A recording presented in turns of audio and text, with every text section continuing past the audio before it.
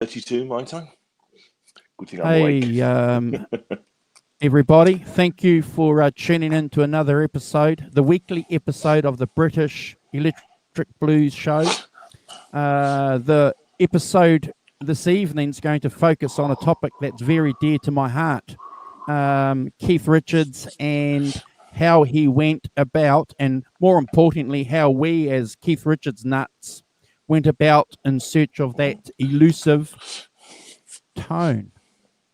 So in the chat this evening, I have with me the regular co-host, all the way from the UK, Simon.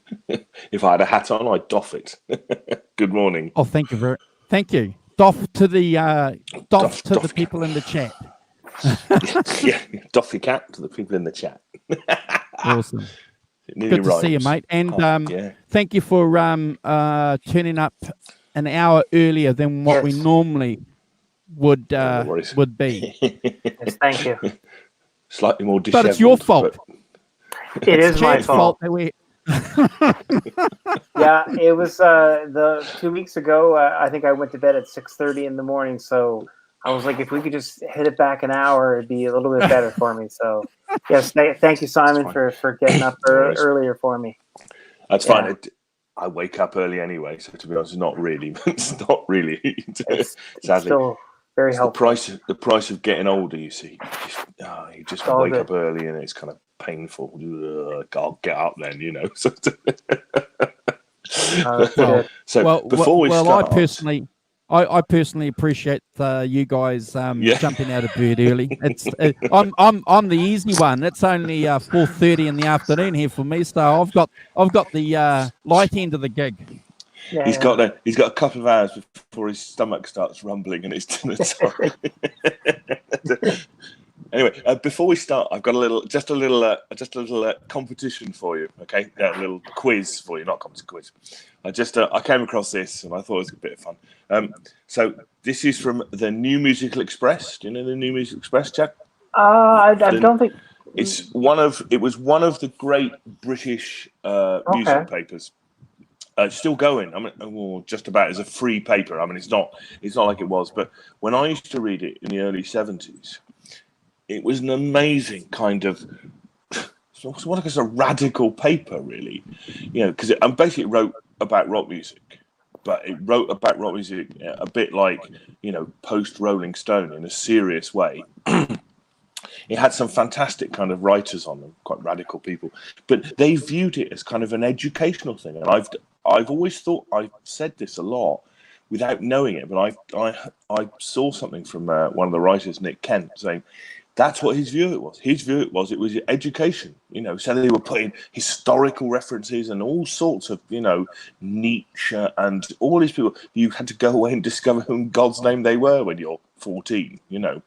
But it was fantastic, really, and they had that agenda of that education agenda, which is, I always felt it was that, but I've done no proof that it was. But it's nice to be proof. So, but this is prior to this. Is from 1968. Okay, this is May the 25th, 1968, and this is a review. And I just thought it says. The headline, I'm going to give it away for a bit, but Earthy Stones must have gigantic hit. Well, this is the one you have been waiting for, folks, and I guarantee you won't be disappointed because it's vintage Rolling Stones. All the familiar ingredients are there: urgent beats, juddering twangs, wailing harmonica, maracas, and Mick indulging in his mind-bending vocal pyrotechnics. So what's the hit record he's talking about? He's a bloke called Derek Johnson. It's out of 69. 68, May 68, 25th of May, 1968. Is that the live Get Your Yeah-Yeahs out? No, it's a single. No. Sorry, it's a single. Oh, Midnight Rambler? No. It'll be Jumping Jack Flash. It'll be Jumping Jack Flash. 68, yeah. Good, Arvin. Hi, good morning. How you doing? Hey, yes, the first thing is, I don't think there's any harmonica on Jumping Jack Flash. Yeah, that's what confused me. Is there? No, I'm sure there isn't. There's the overdriven tape. Yeah, there's all of that. But there's no overdriven tape sound. Yeah. So yeah, harmonica. That's what made me think of Midnight what's the- Rambler. well, yeah. What's the So B-side? what was the B-side of Jumping What Jack was Flash? the B? Yeah, what was the What is it- B-side what to is it- Jumping what is Jack the B- Flash? I don't know. What is it? No, I don't know. Maybe that's where the okay, harmonica I'll have a- reference. Could It be. might do. Yeah, might be. But oh, Interesting. I know. But the other thing that in May 1968, how long had the Rolling Stones been going? 68. 7 years. Well, okay, but as a band, it was what, 4.5 years, Andrew? Really? Since 63? Okay. more? Yeah. Okay. Yeah. Something like that. Okay. The B-side 6 was years. Child of the Moon. Ah. Child of the Anyway, Moon. no, I'm not familiar with that. Anyway, well, what's funny is that a band that's been going for, let's say, 4.5 years, as a kind of sort of band entity that people would recognise, to talk about vintage Rolling Stones. Yeah. There's not really a pedigree kind of established there. Well, and one vintage Rolling Stones, a band that's been going 4.5 years. I mean, God, you'd be hard pressed to go vintage for that, wouldn't you? Now if you talk about vintage, if they did now I agree. But if you're looking at, if they did something now that sounded like Jumping Jack Flash. Satisfaction was 65, right? Yeah. Yep.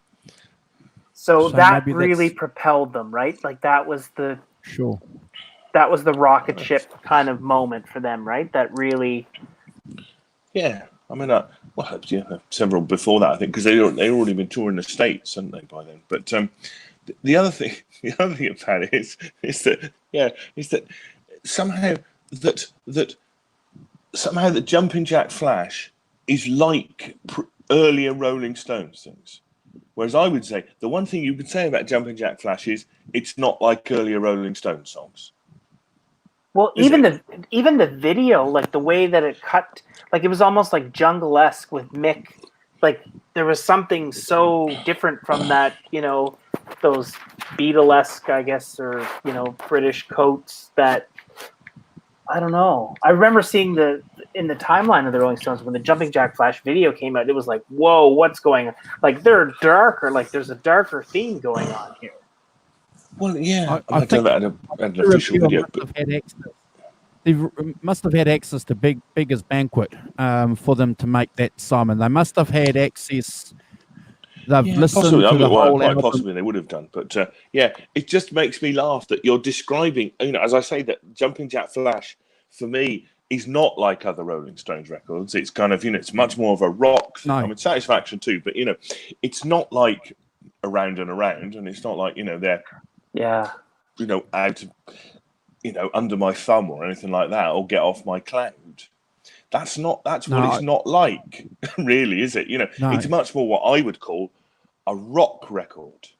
Yeah. Yeah, I'm pretty sure that the reviewer must have listened to the whole of Beggar's Banquet, because certainly Beggar's Banquet, when you take that album into context and see what the Stones were doing with that album, you can clearly say that certainly is a progression back to the blues, where they're rediscovering their blues roots. In fact, I think even Keith Richards himself, or was it Jimmy Miller, one of them, says that's where the Rolling Stones discovered the supernatural blues. So, Okay. but cool, yeah. No, it just made me laugh. I think that's an interesting point. What's vintage? What's vintage in '68, Simon? 2 years. And what's vintage when you've been going 4 years as well? Vintage with 4 years. Yeah, 64. It seems to be slightly odds with how old they were then. I mean, not in age, but in terms of how long they were doing a band in a kind of public sense. It's kind of, So what year was Keith spotting Mick on the train with the records under his arm? 63. The year before. no, Gotta 68. be. This Gotta is be. 68, Chad. So Okay. So that would be 5 years, 4.5 years beforehand, 5 years before. Yeah. But it's just the idea that you could have vintage Rolling Stones and they've only been going for 4.5 years. Yeah, that's wild. normally it's about an arc of about 25 years, isn't it? About 25, 30 years, you go back to what you did first. Retrospective type, yeah. Up to the number of bands who went back and kind of made an album like their first one or something, 30 years later kind of thing. Wow. Well, I mean, the Stones did it, didn't they? A couple of years ago, and they made that blues album, didn't they? Yes. Yeah, Blue and Lonesome. Which is, very much kind of returning back to what you, the roots of what you did. Not they haven't left them hugely, but which is an interesting album because since it's been released, I know quite a few authentic Rolling Stones fans who don't like that album. Really? Because it's an album of covers. And because it's an album of covers, Simon. So which good is, to of know course, where that they started. Rolling Stones fans don't always agree on things. Well, or that was their homage. That was their own personal album, wasn't it? The Rolling Stones did that album for themselves. They didn't do it for the marketplace, I don't think. No, I don't think so, because they just thought this is good fun, didn't they? They used them as warm-up tunes and stuff like that. So they used to just play them as warm-up. And I thought, well, why don't we just record them and put them out? I thought it was great. Actually, I thought it was fine. As I say, it's that arc. You go back to the beginning, and when they started off, what did they do? Blues covers. Yeah. To me, there's no, to me, that's not outside their canon at all, really. Yeah. It's going back to what they did first. Did Chuck Berry ever leave Keith Richards? I don't think he ever did. Listening to "She Was Hot" the other day with headphones. I was listening to it. And I'm like, he's just acting out his childhood dream there. That's what that is, and it's wonderful. He's doing Chuck. Yeah. Yeah, he's doing Chuck, and those vocal lines that Mick does, and the twang of his voice, and they're blending, and it's just fantastic, right? Yeah. Sorry. Now, one of the nice things about that Ole Ole thing is there's one bit where they do just Keith and Mick do Country Honk together. Honky Tonk Women together. Right. And he's just playing acoustic guitar, Keith Richards, and they're just singing it together. And they do it's really nice that kind of rough, earthy, but he just sings harmony really well, Keith Richards, with Mick. You don't hear that very much, and I like that. Okay, wake up. I thought it was lovely. I thought it was really good. I love that sort of thing, stripping it all back and kind of. Keith Richards' harmony is all over that music. I listened to Mixed Emotions the other day, and "You're Not the Only One," like that, you could tell that's Keith. And they just kind of pulled it back in the mix, and I thought, oh, that's so. There's that tone in his harmony. I agree 100%. It's wonderful. Really nice. Yeah. I mean, this is obviously recent, when the conventional view is he's a bit, he's going a bit Tom Waits, but that's fine. But actually, he sang, it was really beautiful, just the two of them and an acoustic guitar, and I'm, that kind of, I really like that kind of stripping it back thing. It's kind of just to, to those things. That's when a good song is a good song, just 100%. Somebody singing with an acoustic guitar. And, Chad, so I was interested in, Simon and I spoke about it last week. We mentioned that we were fascinated that you discovered Open G tuning by watching a video when you were a young fella, and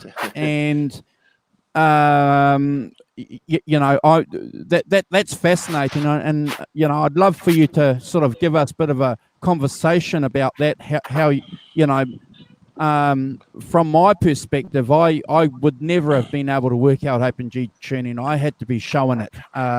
So I take my hat off to anybody that has the ear and the ability to do that. And so as an introduction into this evening's show, just share with us how you discovered that, if that's okay. Sure, yeah. Again, it came from, back then, I guess this probably would have been 80, 89. Yeah, it was 89, right before Steel Wheels. Steel Wheels was like 9. No, Steel Wheels was 89, right? Yes. So it's probably like late 88,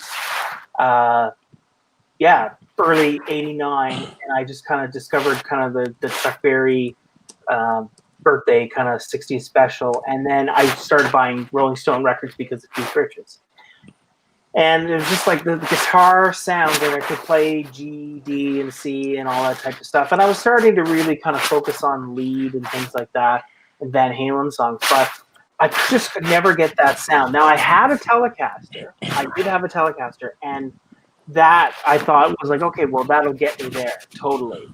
But there was just something missing. And it was like I knew that there was something missing because the G chord just didn't sound.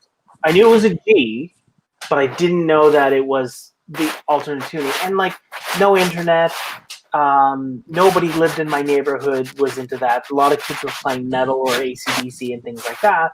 Not that I didn't enjoy or love that, but really it was being in the basement and then playing the guitar and playing the chords and then hearing like the, and then seeing Steel Wheels and seeing Keith aggressively but nonchalantly pluck, and he's not using this hand. And that was like the light bulb moment where I went, wait a minute, if he's not fretting the G, he has to be playing the G, because I hear my ear play the G. It matches up. I mean, not to the record because the tuning's off in the record, or the tape is different. It's not standard. It's not 440. It's not standard tuning. But I'm noticing in his hands in the air, and he's plucking. And I was like, well, wait a minute. First of all, he's missing a string. So I took the string off, and I was like, okay, I'm one step closer. Because, like, I just have to be closer. Chad, Yeah. you're rubbing. I think you're rubbing your sleeves on your mic. Oh, sorry about that. How's that? No, it's fine. That's fine. better? Yeah, just get it out of the way. Perfect. Yeah. So I couldn't. I was like, okay, if I take the string off, I'll be one step closer. And then it was a matter of just kind of like hitting those top 2 strings or top 3 strings, because I was kind of watching. He was kind of tucking his pick in. He had a pick, but he was picking, and I just wasn't getting that sound. But then all of a sudden, I just started tuning the. And then I went, whoa. And then I went.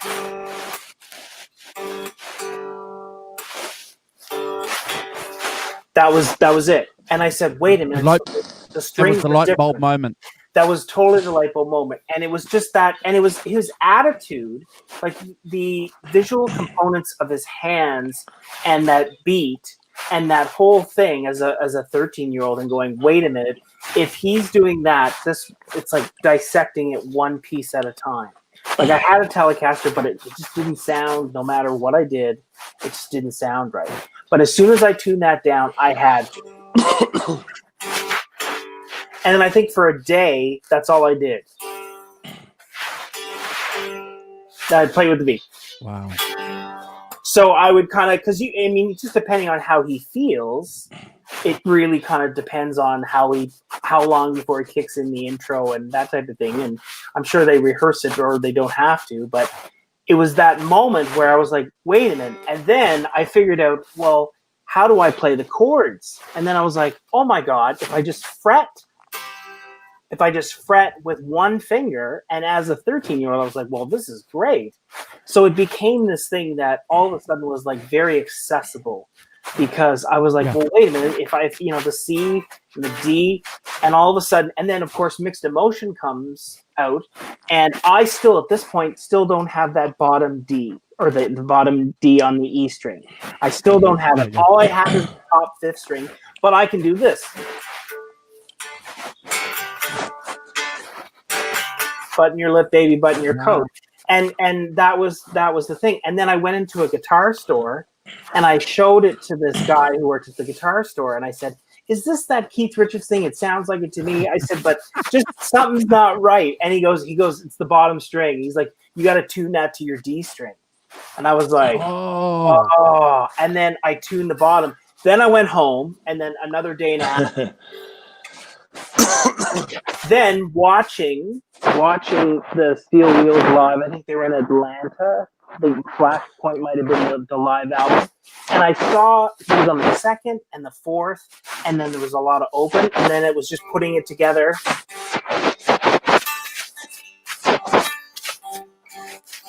And then again, it's the physicality of like his attitude, which is what attracted me in the first place, because he was just so cool. Like that was it. So just like the the flailing and the skull ring and the Telecaster and this rock and roll attitude. But it was just like it was unlocking this thing. Then it was a matter of kind of like moving the cord up the neck. And then I think I got a copy of Talk is Cheap, and it was Shouldn't Take It So Hard. And it's just like that kind of lazy rhythm, and you're kind of working the beat and you're fighting the beat. And then I think the next thing I learned was the Brown Sugar. And again, no tablature. There wasn't any, there wasn't in any of my local stores or anything like that. And it was just listening to records and then discovering. I first discovered the chord. I didn't have any idea of trying to like, if I match up the notes. I didn't have any idea. But I think I first discovered the second finger with I got that, and then eventually I got and then all of a sudden I'm like, whoa, there's that sound, and then all of a sudden I just started moving it around. Juice. Yeah. That's the juice, isn't it? Yeah, and then all of a sudden then it kind of made sense. I'm like, well, that must be the F chord or the C chord and the D chord. And, adolescence, you're kind of just trying to figure out life, let alone guitar chords and things like that. And, going through puberty and all those things. But to be able to discover that, and then that guy in the guitar store being like, oh, no, that your bottom E is tuned to D. I was like, well, you mean the D string? He's like, yeah, just tune it until they both sound the same, and you're there. And that's how it happened. And then the other interesting part was trying to play these songs in bands as a kid, because you would have different personality type drummers. So you would have something who was very straight ahead, and I'm trying to kind of like honky tonk groove it, and it's not meshing at all. And then I meet this kid named David Henniger, who lived, down the road from me, and who didn't have musical training. Sorry. I just want to ask you a question that's relating to your drummer. Sorry to interrupt, but did you have to force your drummer to slow down? Oh my! Well, he was like at a race. Like somebody had fired a starter pistol, and I'm trying to make him, can you play this Rolling Stone stuff? And meanwhile, they want to play either Kiss songs or things that are just kind of. Okay, yeah. But I found this guy who loved Eric Clapton, who loved the blues, and was obsessed with Journeyman, 24 Nights, all that stuff. And I was like, can we try some Rolling Stone stuff? And he said, absolutely. And he had a drum kit, but he didn't have any formal training. But he would just want to play blues all the time. So the fact that we could play the same song for an hour, or a blues progression for an hour, all of a sudden we would find it. And that's kind of the spirit of what I always thought Open G was like this, finding the space in between, right? It's complicated, but it's not. So there's this beautiful communication, and then harmonically, I think the chords ringing and then you combine that with an overdriven kind of tweed amp that's kind of like breaking up, and then you take a guitar like a Telecaster that just rings in a different way. I think that he was playing a lot of different things. Obviously, like you mentioned before, like the Strat and the Ampeg and 335s and all that, casinos and Les Pauls. But when he got onto that Telecaster thing, that really defined part of that sound, or that's the only one he does that 5-string on, doesn't he? He doesn't do that on any of his guitar, all standard tunings. Yeah, I'm all right. Sometimes he would switch out like the Telecaster Custom, the 7075, Telecaster Custom, that was his standard tuning guitar for many years. But now I think it lives in Open G because it's a really heavy 70s Fender, really hard on the shoulder. But I mean, he was just a madman there, you know. But of course, he's got the humbucker, hasn't he? Yeah, the wide range Yeah. Seth Lover. Seth Lover, wide range humbucker, yeah. So the tone, you know, the combination of those things, you know, for me, that's what attracted me to Richards was the Telecaster time, like him with a Telecaster and the way he played with a Telecaster. And anytime you see him with a different guitar, it's like almost like he's more focused. But with a Telecaster, he's just a little bit more free. and that's the part that made me want to figure it out. And you know, I was playing pentatonic Stevie Ray Vaughan licks, or trying to, and I was figuring that out. But there was just like this, as simple as it is, it's not.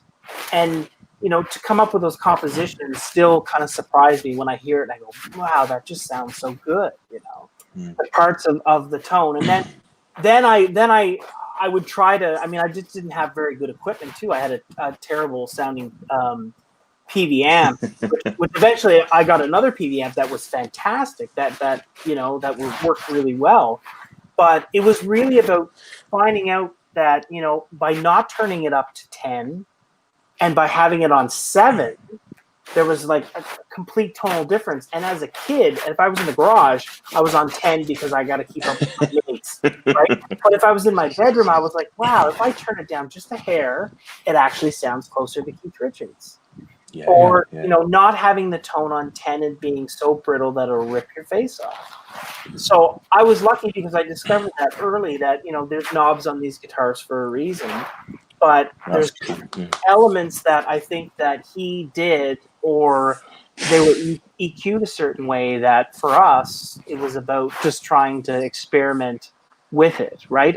There's this wonderful clip about somebody asking about, does, you know, Keith Richards use guitar pedals? And he said, you know, even though it's kind of my fault, where I know I've started the whole Satisfaction fuzz face thing, he goes, now I just prefer the sound of the guitar into an amp. He goes, I need my feet for standing, right? Like, just you know, I don't need to be standing on pedals. So there's, I think, for him, it's squeezing things out of the guitar, similar to what Eddie Van Halen said at the Smithsonian, where all those techniques came from limitations of not having really access to gear. So if you spend time with an instrument, I think that, you know, it's, I mean, we're so lucky to have the wealth of information at our fingertips that we do, but still lots of guys, if I see people play Stone songs, again, it's like way too much gain. Like, you know what I mean? Like, it's so easy to see bands play and just like things are turned up, or the gain is turned up, or the mids are you know, like, it's just, I'd like to hear the sound of the chord, or I'd like to hear things ring. Yeah. But you know, and Chad, your microphone, I think you're rubbing your arm on your microphone. Okay. Sounds like your jacket is rubbing on it. Sorry, it's no problem. Thanks for reminding me. There, I'll just try that over.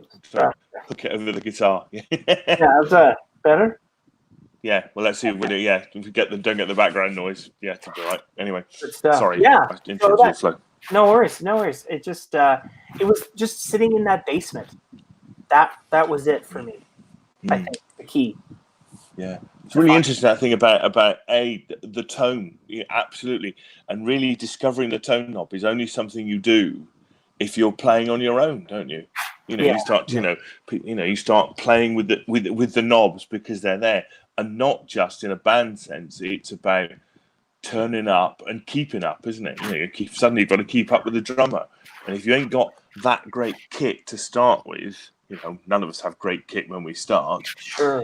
You know, inevitably you're turning it up full, aren't you? You're cranking it just to keep up with somebody, you know, banging away on their drums. And as you say, that whole thing is, you know, and I mean, you know, and the one interesting things about, you know, the things I watched recently, that is, you know, it's Keith and Charlie. You know, it's Keith and Charlie. They're the ones, they stand around. You know, because I remember Keith saying that at some point, him and Charlie would turn up in the studio earlier than the others and just muck them, you know.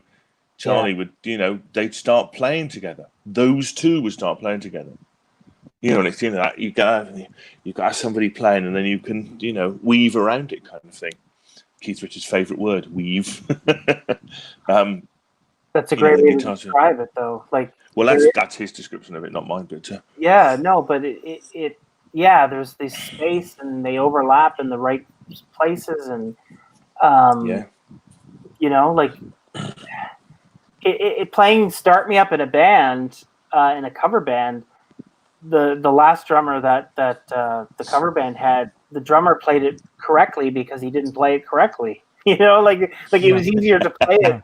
It was easier to play it because he was playing with us instead of like playing how it goes. Like it's an interesting thing, and that maybe that's part of that sound. I mean, you guys know so much about the Stones. I mean, for me, it was an obsession, a part of it. You know, like I was just so attracted to trying to sound like Keith, or to figure out that rock and roll piece of Keith, that attitude piece of Keith.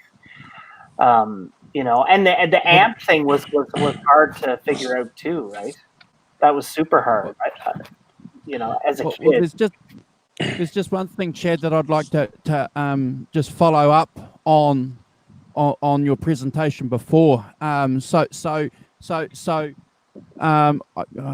can't talk and play at the same time, unfortunately. But it's this chord here that you're talking about, isn't it? So just that bar chord, and then you're doing this. That's the juice, isn't it? Yeah, hands down. Yep. Yeah. Just what one thing that I asked you in your presentation about your drummer, I remember when I first played Open G with a couple of guys and a drummer, the drummer was really frustrated because, and again, I'm not making similarities or comparisons between myself and Keith Richards here, guys. Okay, so just make that quite clear. Okay, but because I was playing an Open G, and when you're playing Tumbling Dice or Honky Tonk Woman, you have to force, if you're the guitar player playing Open G, you're actually forcing the drummer to slow down. So when the Rolling Stones talk about how Keith sets the rhythm in the band and the drummer follows Keith Richards, if you've been in that position, you know exactly what they're talking about.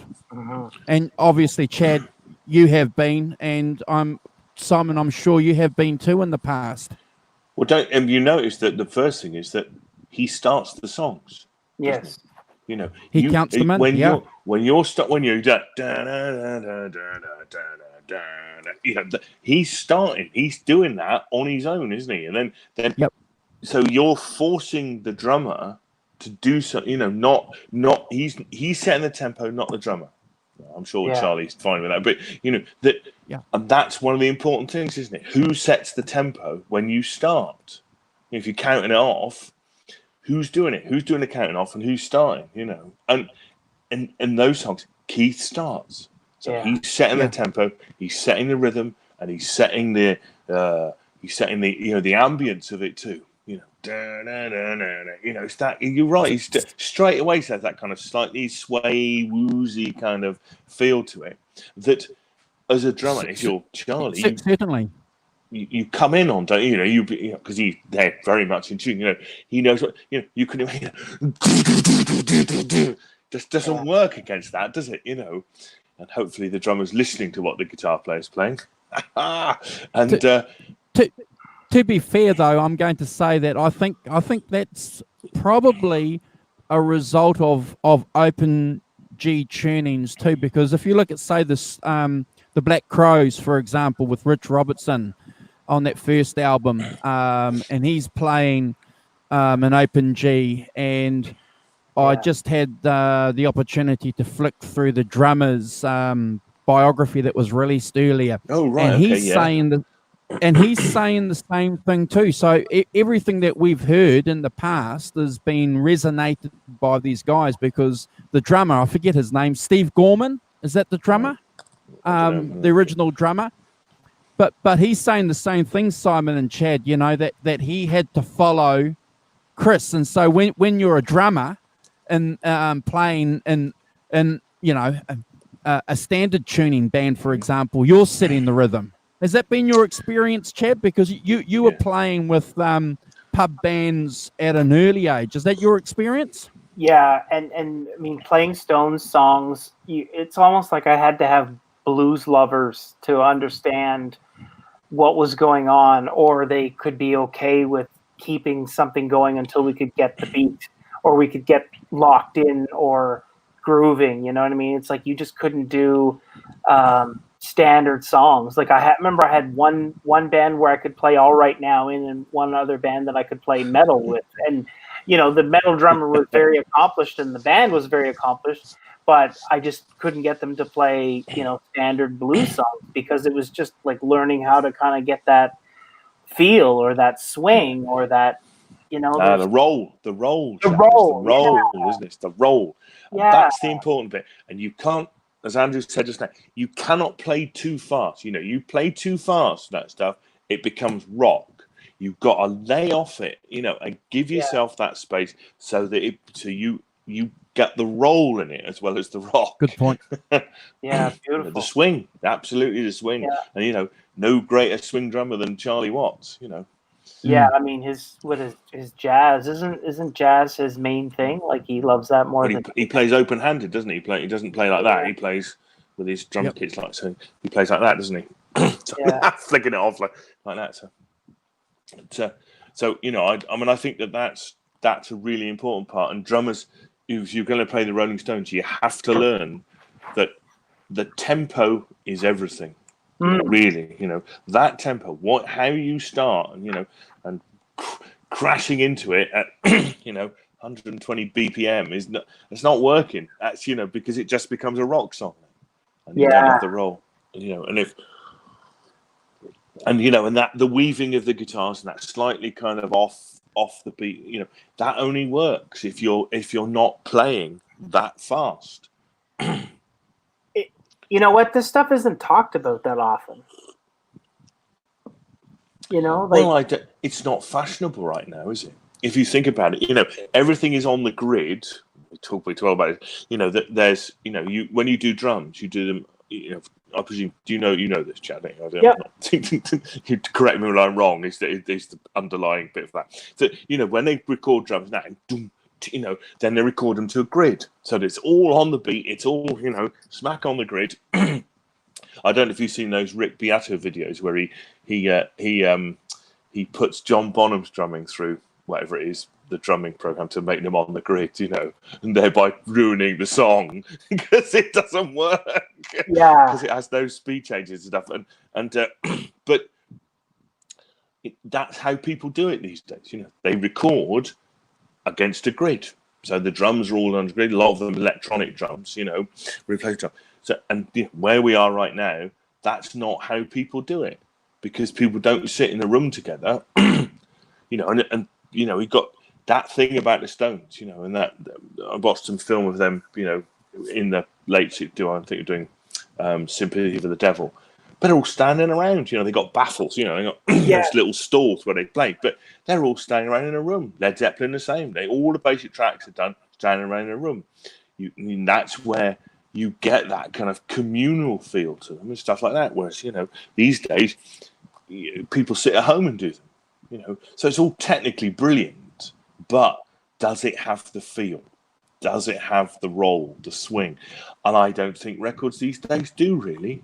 I mean, maybe off, more left field, and it's very difficult to keep up with music these days because it's so diverse and so. But I think a lot of most stuff is not done like that we hear, and it's much more kind of organised and produced and and nailed on, and therefore you're taking the role out of it because it's not people playing in the room at the same time. That's a really great point, because on YouTube, a big question is asked, especially during the COVID, how are people making these videos where they're playing along? And they say, okay, well, the rhythm track is, gridded out, and we basically this is exactly how it goes so that everybody knows that it's this, and then you stop here and you start here, and this is where this is. But again, what happens is there's a roboticness. It's like In the Air Tonight. What makes that song so great is that the drum beat is robotic because it's a drum machine. so it's sterile and cold, often probably like Phil Collins' Marriage at the time, right? So it's like it's this perfect harmonious balance of something, whereas opposed to you take Honky Tonk Woman, it's the swing, it's the roll. Or like we were talking about 2 weeks ago, the Talk Is Cheap album. That backing band is so freaking good that if you listen to that album, it's like it sounds like a fresh, exciting Keith Richards, because you could tell he's just like, oh my God, these guys are so good in their space, and there's just this explosion of creativity. It's still Keith Richards, you can tell, you can hear it, but that band is so good. And I think you're right. I think that music is so calculated. And is that because of computers? Like, is that where we're at? Is that? Well, I think, we've discussed it on here a lot, but that after, put some stakes in the ground in the timeline, but after about 1980, you had synthetic drums. So then producers, particularly, and this is, producers then could then do things. They could lay down a drum track, using those old Linn drums and all of that. They could lay down, and then it was, it could coincide with that 80s music, Depeche Mode and all that electronica stuff, Kraftwerk before them and stuff, that you had those very regimented beats and very regimented drums. So then the producer can, all those 80s, records where the drums are, they're fake, they're computer drums. So then you've got them on a grid. So then everybody else has to play to them. So then you're, from a producing point of view, it becomes a lot easier. You can't edit it yet, but you can control tempo, you can control where people play, and then you can edit things against, a static point rather than a moving point. Which is if you're trying to edit something from the 60s, it's moving about. It's not the same, it's not the same speed all the time. So now, if you're old like me, you've grown up now. I find modern music quite difficult to listen to because it doesn't have any swing. I'm convinced of this, by the way. This is my theory that because there's a line, and if you listen to music from the 70s or the 60s, you're used to that, and when it doesn't do it, it loses something for you. If you've been brought up in the 80s, then you don't view it the same way, and actually you're quite happy with that because that's what you're brought up with. So it gets into your DNA, into your genes, that's what you like. So 1980, the drum machine, if you like, So things start to be on the grid, and then about 1995 or whatever it is, you get auto-tune, which is the other great, producer tool for. So that nobody's ever out of tune. They get that metallic kind of weird sort of sound on their voice, but nobody's ever out of tune. So, and I think that being out of tune a bit is some of the important bits. Some of the greatest records have out of tune bits, weird bits, have round the edges bits not quite there, and nobody cared because they knocked off albums really quickly. In the in the 60s, 2 weeks. Was it 2 weeks to do the first Led Zeppelin album?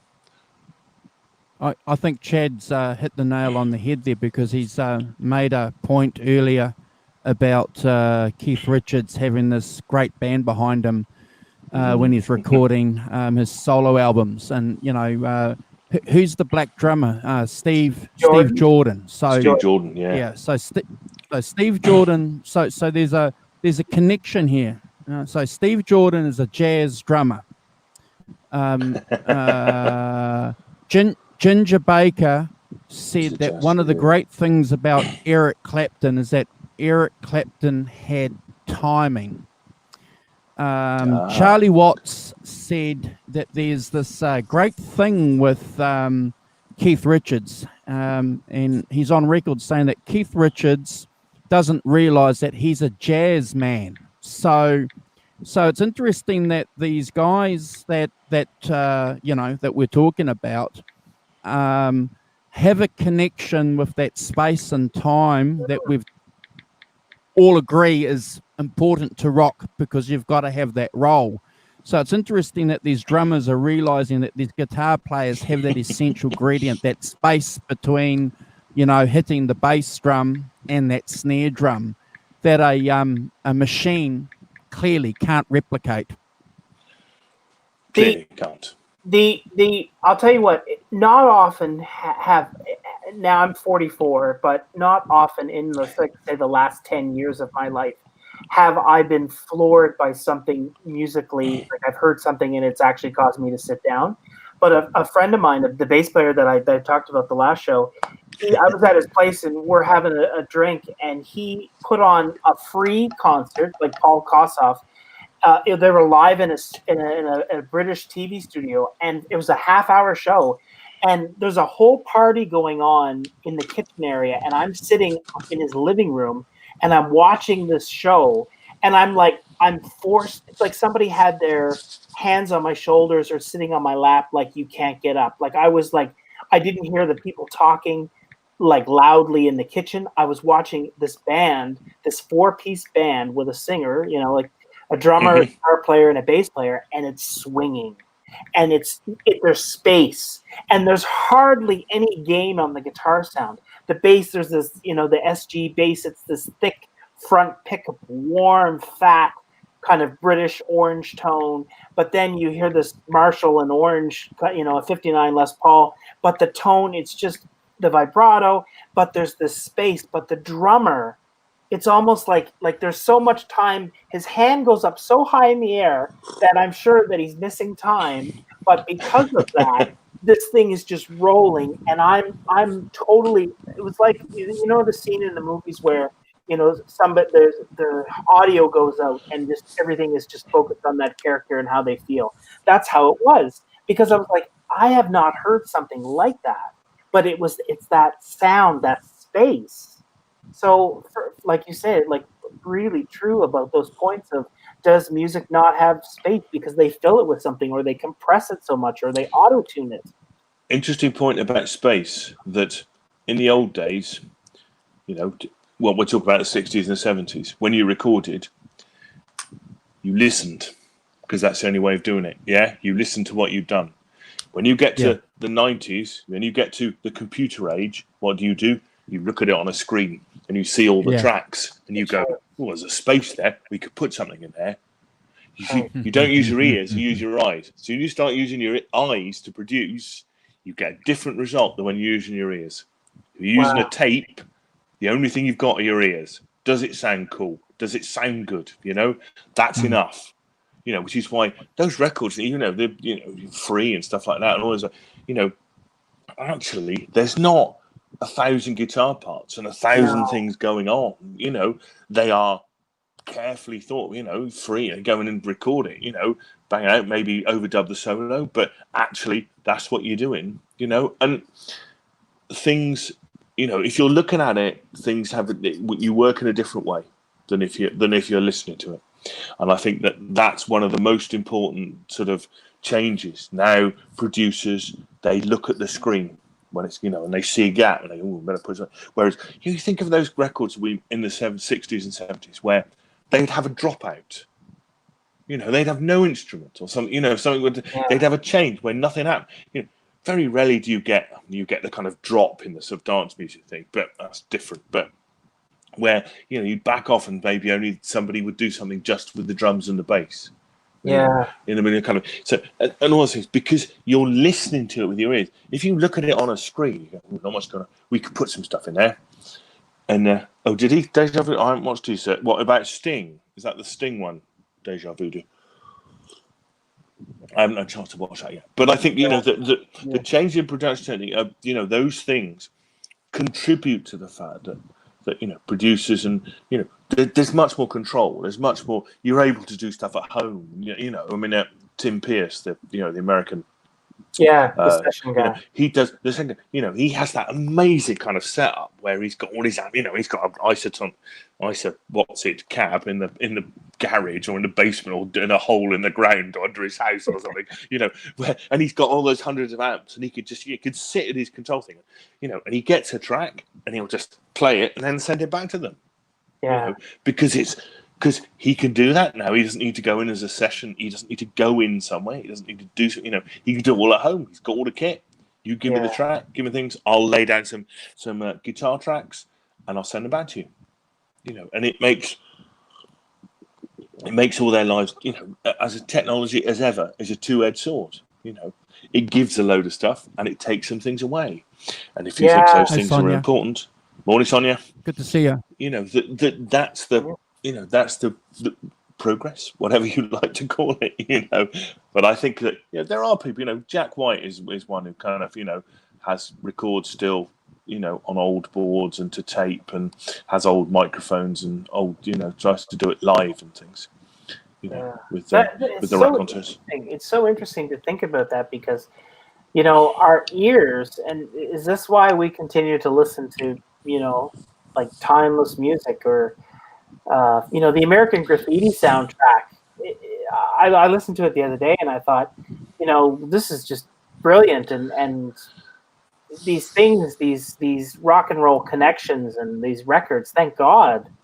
That's all it's embedded all in that DNA, and Phil Spector and that the Wall of Sound and all those things, the Beach Boys and Sgt. Pepper and all that stuff. And what Sgt. Pepper was done on a 4-track, wasn't it? Yeah, 2 4-tracks chained together. Yeah, 2 4-tracks chained together. Yeah. Wow. So there's a certain amount of what they call bouncing down, But you see, nevertheless, Sgt. Pepper's quite complicated. That's a lot of things going on. And they wanted bits but you are still editing it and producing it with your ears, not with your eyes. I think it's a really important point that in terms of production, progress, if you like, or not, as the case may be. I also think that as I say, that there's that age timeline where me and and Andrew, where you get used to it, moves to the rhythm of life. If I'm not making too much, that's slowing up. You play at some tempo in the verse, and then you speed up a bit in the chorus, and then you back off, maybe just and they're not. It's not the same thing. That has a kind of, for me, that has a life rhythm, whereas it's not a life rhythm. That's an artificial thing. Well, talking about ears, so Chad, how did you use your ears to try and get a Keith Richards sound? Am I allowed to call you a Keith Richards tone chaser? Because I am. I have been. I make no bones about the fact that I've tried to chase his tone over the years. Yeah, for sure. For me, it was always either him or Eddie Van Halen, right? So Van Halen was the Grail, but Keith Richards was also the Grail to me.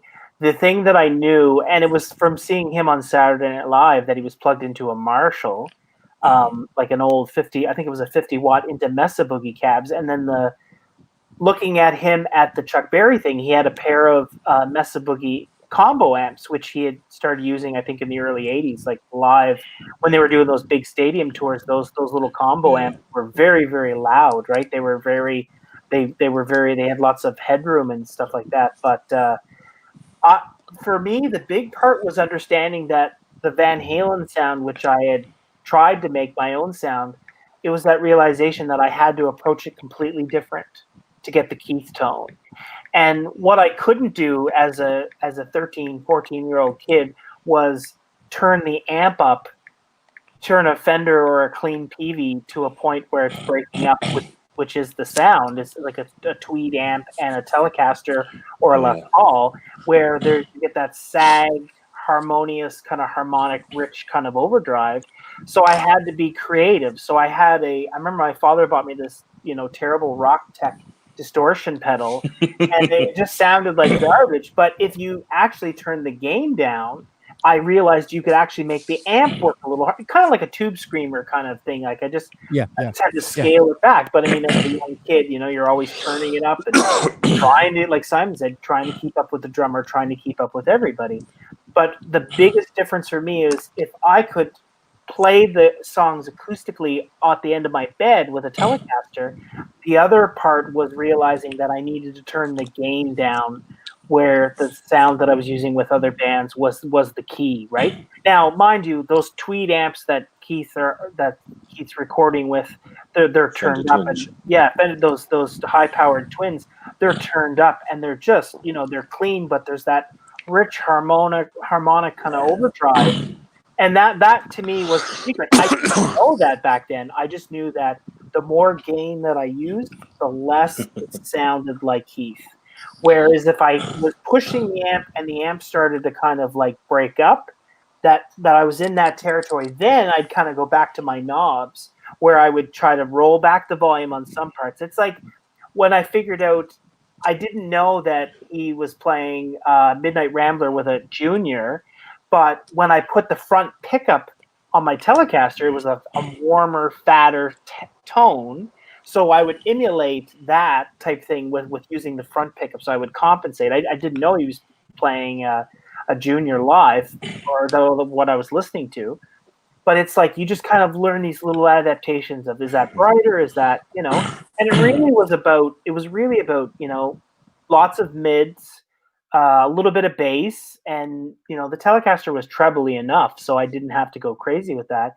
But it was just finding that amp broke up, and then you played those open G chords, and you could listen for that little bit of tweak. There's a couple of pedals out on the market now that do this really well if you have like a clean amp. There's one there was a demo done by Pro Guitar Shop, and that Andy guy, and he did a couple of Stone songs, and man, was the tone close. And it was like a couple of these, they're kind of boutique, kind of overdrivey pedals, but what they do is they simulate that Tweed Twin pushed really hard, or like a Tweed Deluxe pushed hard, and that to me is that Keith tone. But at the same time, he used those Mesa Boogies. He used steel wheels. He was using for his dirty sound. He was using a 50-watt Marshall turned up through Mesa Boogie, really clean sounding speakers. So at the same time, there's the Twin mixed with that Twin for the more cleaner stuff, the high powered Tweed Twins, and it was like a 57 Twin, I think. And then 59 or 57? Yeah, 59. something like that. The Marshall for that really dirty, thick overdrive sound. But it's just, as the years go by, I think it's just a matter of plugging in and turning up. But it's working within what you have too. Like that's, as tone chasing, I think that's the, and understanding that this hand is just as important as this hand, and learning to mute the strings with this hand gets me closer. So if I'm trying to play Van Halen, or I'm trying to do Van Halen licks, and I'm trying, it's all about accuracy, isn't it? Exactly. And I'm trying to impress my friends, it's because it's not the notes that I'm playing, it's my ability to mute notes with this and this that make it sound good. And it's like those are the little things that, I don't know, like, that I'm more attracted to, or I think that's the stuff that, like Joe Bonamassa, like if you listen to Joe Bonamassa like run up and down, it's so clean and there's nothing getting in the way, and it just kind of like, kind of like dances, and there's no interference. Where like Keith, he's hitting all of those 5 strings and they're ringing together, and it's this sonic assault that's harmonically rich, and he's just, there's a swing, I guess, even to the guitar sound. So I think that the tone chasing part of that is just really kind of like trying to find that breakup sound, and then using your ears. And like Simon, you mentioned, the key being to work on your guitar sound when nobody else is in your room, and then figure out how that guitar sound works with other people, because often it won't. And then you have to you have to go back to the drawing board, and you're on tone chasing, quest again. But a lot of people think, the sound will work here, it'll work there. That's not how it works, right? They eat up different frequencies when you're playing with people. I had that pedal, that Catlin Bread pedal was an STF pedal. A boutique pedal. I bought that about 5 years ago to play through my Vibrolux. And what's really interesting about pedal demonstrations and videos, it sounded really good on YouTube, but when I bought it and played it through my rig, it just did not sound anything at all like what I was hearing on these clips. So I'm a little bit like you guys. I've brought pedals over the years, Tube Screamers, and I've got rid of them. But the best pedal that I've found, Chad, for me to play through my Vibrolux, like you're saying, keep the gain down. is the OCD. You know, just a tad of overdrive. But one of the great things about Keith Richards, if anyone's tone chasing, and you've hit the nail on the head too, Simon, you've got to use your ears, and Chad, you've said the same thing. You don't need a lot of gear. You know, an overdrive pedal, a fairly good amp, you know, that's that you know, like a Vox or a Fender or something like that.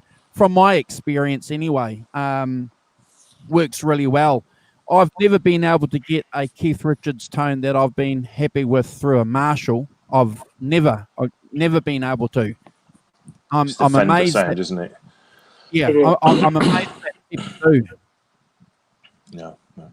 Can I just EJ asked me a question and wait a bit for that. He asks, how does Bill Ward figure into the swing theory? Well, the answer is that Bill Ward is 72 years old. He was born in 48. His heroes when he was growing up were Gene Krupa, Buddy Rich, you know, jazz drummers. He comes from an era when there were jazz drummers. Showy, you know, and then, you know, obviously with Sabbath, they started off as a blues band.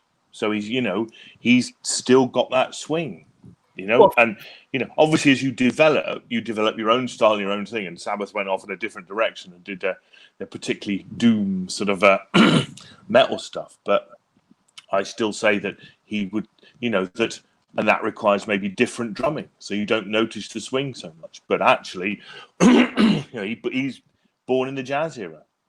Therefore, if you're learning off those guys, you know, like Charlie Watts, you know, that's where it, you know, he would still have it, you know.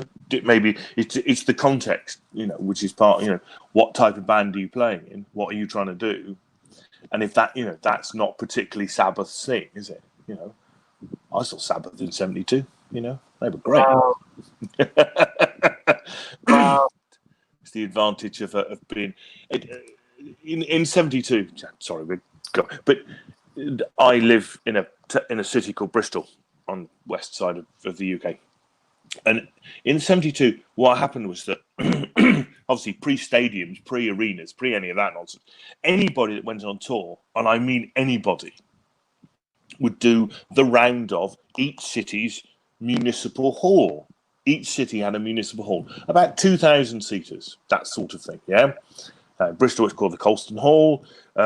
Leicester was the De Montfort Hall. The Hammersmith Odeon on the same 2,000-seater on the same circuit. So, and gigs were 75p. Well, you know, in a day when an album costs £2.50, you know, you can go and see Black Sabbath for 50p, 75p. My Led Zeppelin concert tickets in 1975 at Earl's Court were... You could get them £1.50, £2, or £2.50. Oh, amazing! Because gigs weren't the same as they are now. The major income from a band wasn't gigs; it was album sales. So gigs were cheap. So yeah, we just used to go every week because, you know, if you earned £3 or £4 a week from your pocket money, yeah, or paper round or whatever I did, you know, delivering papers, you know, that's 50p, 75p. You go to 2 gigs a week. wow. So when people turned up at the Colston Hall, you just used to go and see them. So, yeah, my second gig ever was Black Sabbath at the Colston Hall, you know. Wow. And it cost 50p or 75p or something. And, you know, I saw Deep Purple, both versions of Deep Purple, you know, the classic lineup with Ian Gillan and Roger Glover. And then the David Coverdale, Glenn Hughes version. And Rory Gallagher and State. Anyway, I got shut up, sorry. It go on forever. But because it was cheap to go and see them, and they all turned up in your local town. Wow! You know, it wasn't a £250 ticket. And by the way, you've got to go to Wembley. You know, you've got to travel out 150 miles to go and see them. Book a hotel and all that. Book a hotel, you know, and all of that. So it just wasn't like that then in the early '70s. You know, pre-arenas.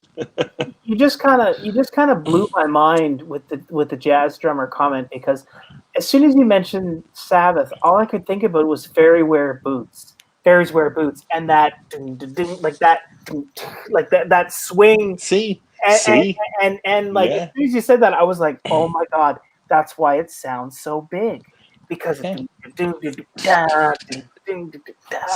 and he's still playing with that swing because that's where it's in his DNA. That's where he learned from. That's where his early heroes, were those guys, Hi, Great as well Vanzini.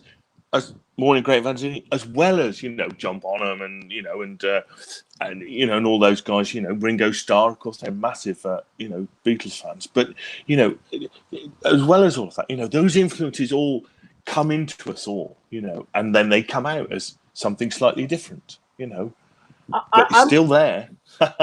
I'm going to be completely honest with the two of you. I really think that if Keith Richards knew about this conversation, I think he would love the fact that we started out kind of with the tone chasing part, and then it ended up being a big discussion about drumming.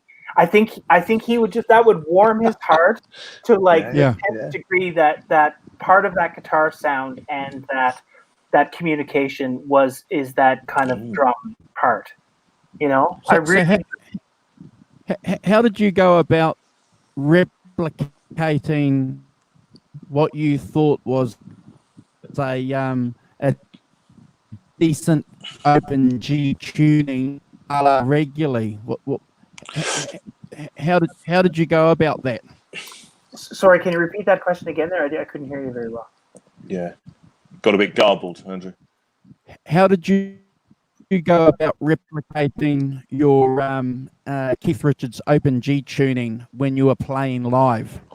Oh, playing live with the band, whenever I was playing live, I would front pick up my Telecaster. Like it was like I couldn't get that tone from the back, even if I was playing Honky Tonk Woman.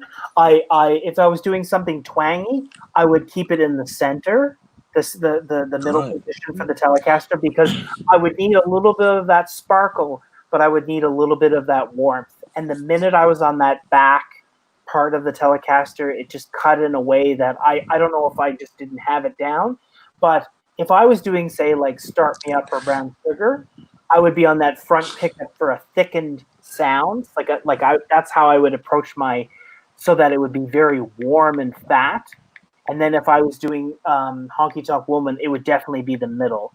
So I don't know, I haven't really paid it. I don't know if it's part of the humbucking part of his Telecasters that whether he used the center, the middle, or whatever. But from using my ears, it was always using the front pickup. Now, playing in a Weekend Warrior band, the front pickup was essential because it was just me and the other bass player. When there was another guitar player in the mix, then every now and again I could kind of depending if things were really loud, I would throw the back pickup at the cut. And you know what? I played in that Weekend Warrior band that I talked about. I played a Les Paul, a Stratocaster, my Ernie Ball music band, and if I watched the footage on my YouTube channel, the best sound I had was a Fender Deluxe and an American Standard Telecaster. And I think because it just cut through the band, and it wasn't thin sounding, but it just communicated on a level that, I always thought, my music band sounds so fat and kind of a cross between a Les Paul and Telecaster. But really, a Telecaster in a live situation, you're definitely going to be heard. You're going to. Wow. There's frequencies that happen, I think, with the Telecaster that don't happen with a lot of other guitars, and I think it bodes well in a live situation. But for the open, were you fussy? Were you fussy with amps at all? As I got older, I had a twin, but I hated carrying it because it was 88 pounds. And my father would just get so mad because it was just, we'd have to lug it. He'd help me lug it to gears. And then, ironically, I got a 5150 half stack, which was even worse. So I was like a 17-year-old kid who had saved every single birthday money for the last 6 years. And I bought this half stack 5150, but the 5150 was good because if you had the gain on 2, it was harmonically happening. It was cooking. Right, yeah. So what I would do is I would kind of cheat. I would kind of trick the sound man where I would say, okay, this is my tone. And then I would kind of, if I was playing the Telecaster, I'd run back, turn down the gain. And if I was playing my Les Paul, I would go turn the gain back up and then ride the volume knob on the guitar and when they would catch on to what I was doing, they would get very upset with me. But I had to kind of balance it because the 5150 kind of basically only had one sound. Like you really had to kind of dial it in. But live, it loved a Les Paul. It loved a Telecaster as long as you were using you watched that volume knob, because it would turn a Telecaster really microphonic. But now one of the closest Keith Richards tones that I ever got was at the girlfriend that I had probably about 15 years ago. Her father had this collection of vintage amps, and he had a Vibrolux, I think, and he had a Diamond Overdrive. They're actually made where I live, about 5 hours away. It was like a J drive, I think, a blue J drive. And it's just this amp that pushed that perfectly. And I remember playing my Telecaster through it and going, wow, that's really close. But it was a vintage Fender. It was turned up not too loud, but somewhat loud, and then a very transparent overdrive pedal. And that's the closest I've ever come to it, for sure. Did you see was it yesterday, the day before? Tim Pierce and Phil McKnight have been doing a couple of things together. No, I haven't. Tim Pierce made Phil McKnight's theme tune. You know, he's got that little down, down, down, down, down. He made it into more of a song by doing some other parts. But then yesterday he released videos with about what their 5 favorite pedals were. And one of the things they were talking about, they were saying, was that all these guys from Nashville, typical Phil, you know, he'd gone around. He said, when I went to Nashville, we just went around all the clubs photographing their pedal boards to see what they're using. And he said the amount of people who had kind of gain pedals, but with the gain turned off. Right. You know, down to, you know, just a little. So in fact, it's not, you know, it's not high gain. You know, you turn the gain nearly right the way up, just because what you're looking for is a little bit of boost or a little bit of fattening of the sound. But actually, you're not looking for the drive bit. You're not looking for the distortion bit at all. You're just turning it right off. It's like really, but it's a really good point you were saying earlier about, you know, turning the distortion, turning the drive pedal down, so that you get a bit, so that it does other things to your sound, not just make it louder and more driven. You know, that actually just that little bit which thickens the sound is actually, that's what people are looking for, you know, because obviously country players are playing clean and they, you know, you know, and through Fender stuff, but they just want that extra bit, and it's the extra little bit, not kind of thing. It's the best. I think it's like the best advice that I wish I could go back and give myself starting guitar would be to turn. You know, I thought turning the mids down made my guitar sound better, or turning the gain up, but really it's just so thin sounding, right? Where you understand that, you know, free, you know, and Clapton too. I mean, Clapton, there's been times where the gain thing for him has worked and soared, and the Soledano stuff sounds amazing. And then there's other times where you just hear him playing through a deluxe that's turned up, and you go, "Oh, there's the tone." There it is, which is what he does now, doesn't he? Yeah. So it turns really, up in his deluxe. Yeah, it's really important to kind of do that. The last kind of run that I had with the Weekend Warrior band, I had rented. We had a string of gigs, and I had rented a Marshall half stack because the bass player had a 8x10 Ampeg, and it was this joke. The local store was like, "We'll rent it to you for a month for $50." Like, you know, basically piss off, and we don't have the foot controller, so here's the amp rental. So I rented one, but the pedal board was a Boss Overdrive with the gain turned completely down and the level on 5. And then I had a tuner, and then this local guy who plays locally, and he plays in a bunch of bands. We checked out our first set, and the set we break off, and I go off stage, and he says to me, he's like, "Man," he's like, "I really like your tone tonight." He's like, "That Music Man guitar." He's like, "Can I check out your pedal board? Can I take a look and tell me what the setup is?" So I said, "Sure." I said, "Come on over." So we go over, and before we get to the pedal board, I kind of go straight to the amp, and he's like, "Wait a minute, the Marshall, there's 4 channels on this Marshall." It was like one of those super duper, you know, Joe Satriani ones. He's like, "You're using just like the rhythm channel, but things are just turned up." I was like, "Yeah, like that's, you know, That's how it works. The other ones are just too gainy. And he goes, well, okay, what about the pedal board? And we turn around, and it's the boss. And he stops, and he looks, and he goes, you're an asshole. And I was like, charming. I was like, you know what? It's just the guitar pushing the amp. And if I go to solo, I need about 15 dB of more drive. And that's all you need. That's all of you. And that the Music Man guitar, Andrew, you have those same pickups that are in your Axis. The front pickup is like a Les Paul with the tone rolled off. The back pickup is like a 59 PAF-ish pickup where it sounds like a Telecaster on steroids. So it's like this guitar has this really good, viable. You do a lot just with those minimal things. You just flick between the two pickups, basically. Just if you want to solo, just flick to the back pickup. No, nothing, and it really makes a big difference. Okay.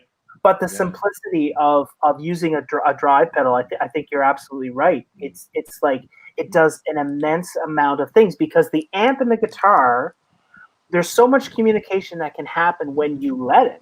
If you garble it with so many different things in the middle, it's going to change.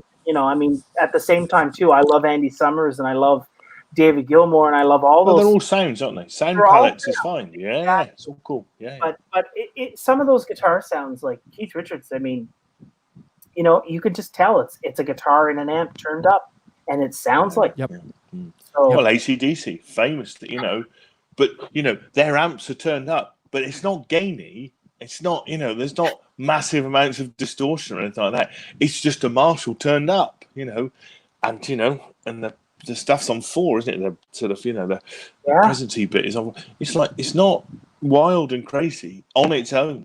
It's just, the sag and compression of the Marshall sound with that Gretsch. Like I used to love Angus, and that's all I used to listen to. Now I like listening to Malcolm.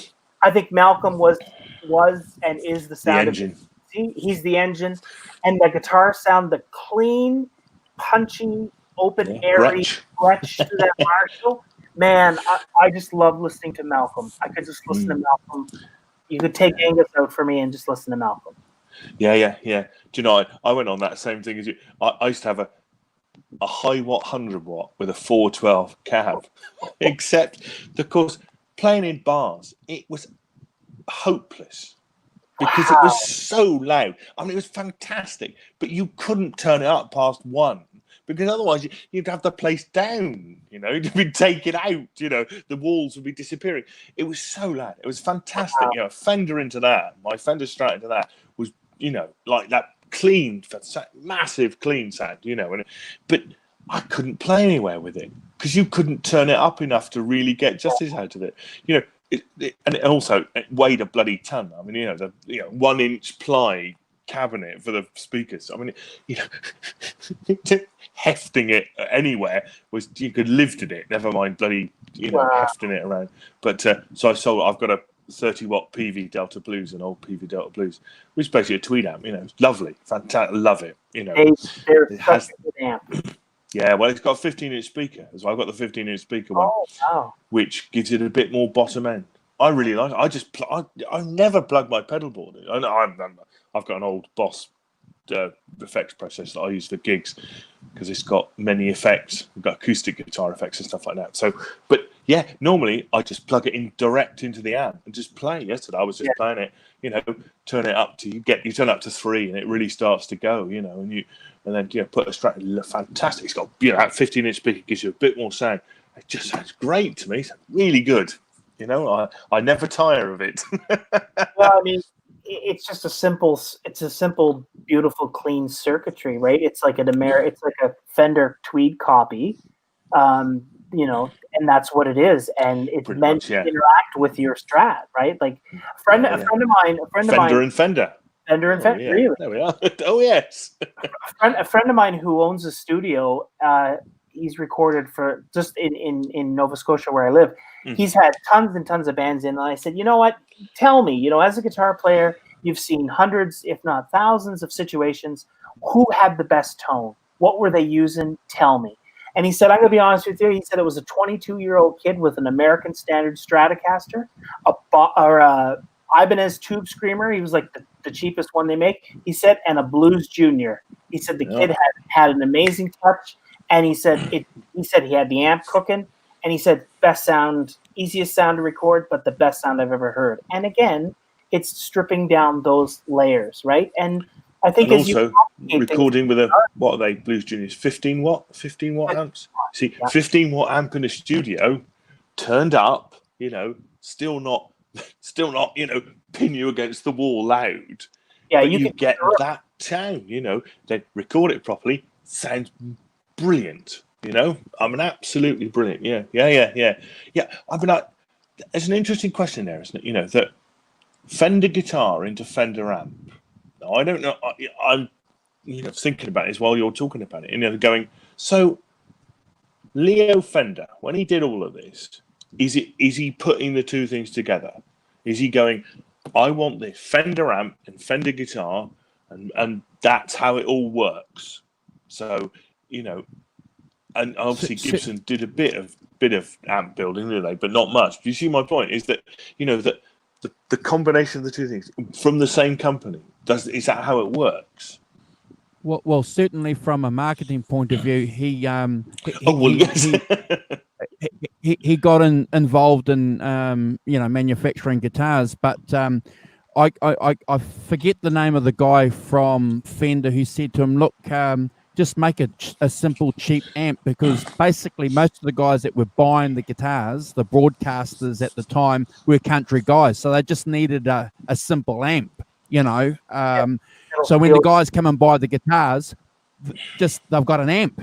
So went from there, But when he's developing it, is he saying, right, I want to and then obviously there's an element of I'm going to develop something as a clean sound, because I think, but there's an element of going, I'm going to develop an amp so that my guitars sound really good through that amp.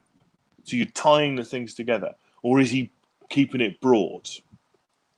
Oh, well, from the research that I've done over the years is that, it was just, no disrespect to Fender, but it was, an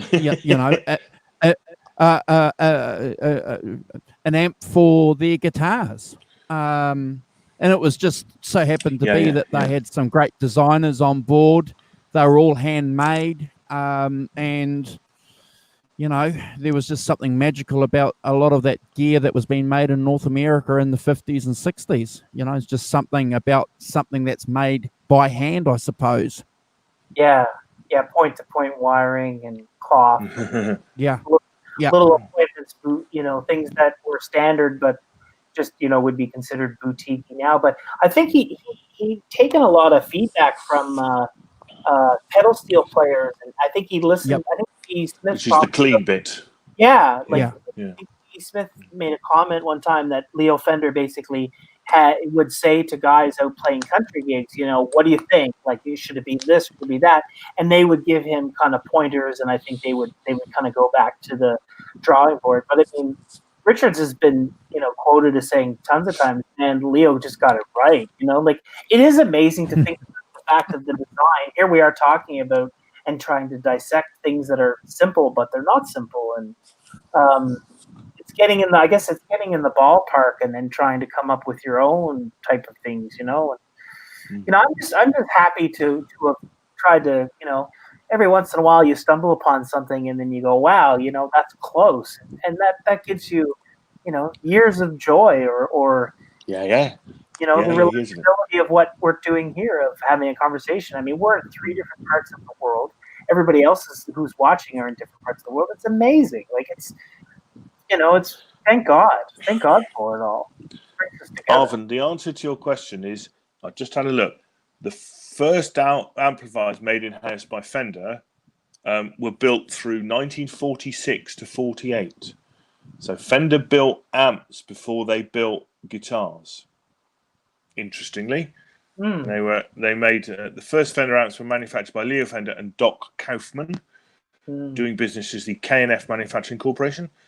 They made 3 sizes: an 8-inch one, a 10-inch, and a 15-inch. And they were made in-house by Fender, dubbed the Woody series. I don't know if you've heard of them, probably. So they made amps before they made guitars. Interestingly, so the other way round. They made guitars to sound good to their amps.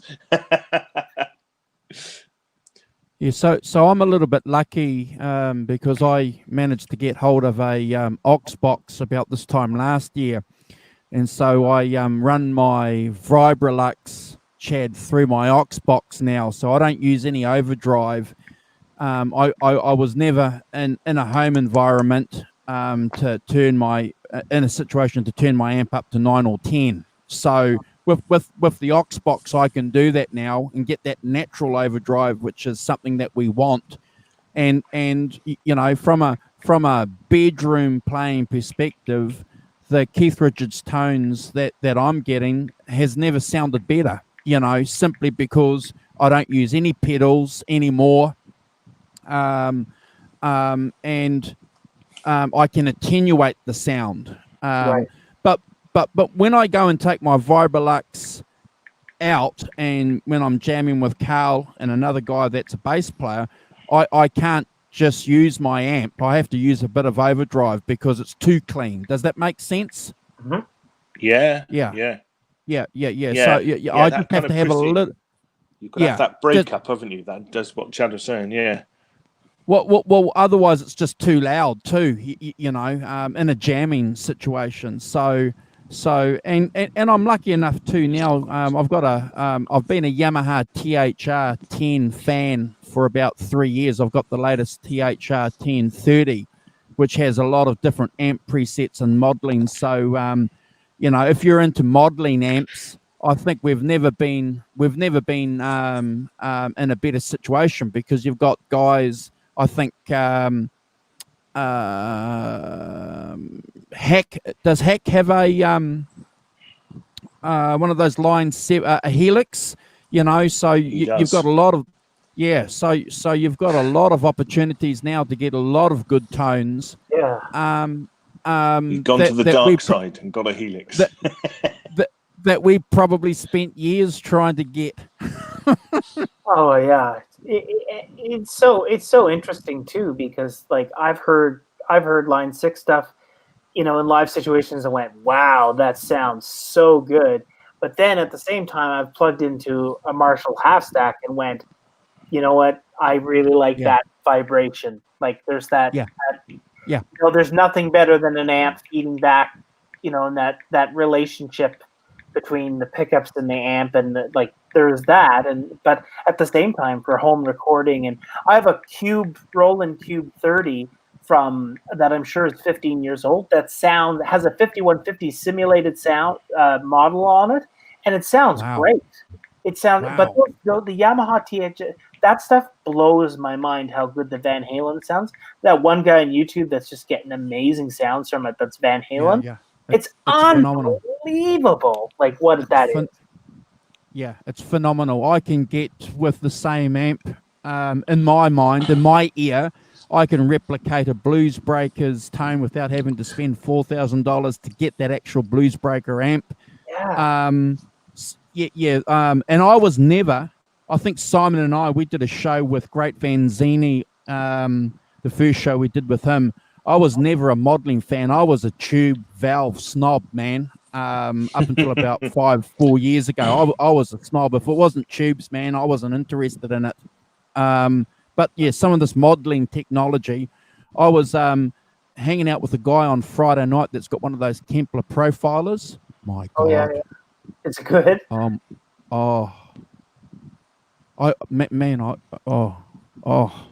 See that, but that's the point, isn't it? Why, if you were going on tour, why wouldn't you take a Kemper? Right. Oh. Yeah. You know, it's got no moving. You know, it hasn't got glass tubes to break, and you know, it hasn't got. You know, you can get one all over the place. You know, I already do it, but you know, absolutely that thing about having a load of stuff in a box for live gigging. Yeah, I think it becomes completely a horses for courses thing in my books. You know that I mean, I do it already. I got an old Boss GT3. You know, when those, you know, do you know what I'm talking about? So, you know, and you know, for what me and my mate Dave do, we have a little duo thing going. You know, where different guitar sounds. You know, I can have a Fender deluxe reverb sound for one song, and then I can have a much more of a 60s Vox sound for another, and I can have an acoustic guitar with loads of chorus on it for another, and it goes through all these things. It's great for that. You set it up and you can get it sounds good.